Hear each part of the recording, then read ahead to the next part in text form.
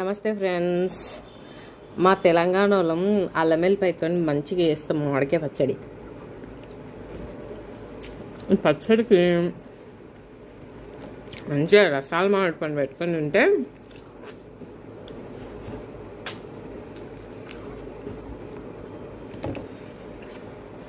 జబర్దస్త్ ఉంటుంది.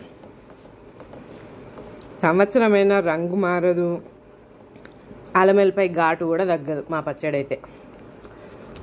కాలంటే ఒకసారి కొనుక్కొని తినరు చూడురి. వరంగల్ బొంగు మిరపకాయల కారంతో చేస్తాం పచ్చడి. పచ్చళ్ళకి మాకు అదే ఫేమస్. ఆర్డర్ చేయాలంటే తెలుసు కదా.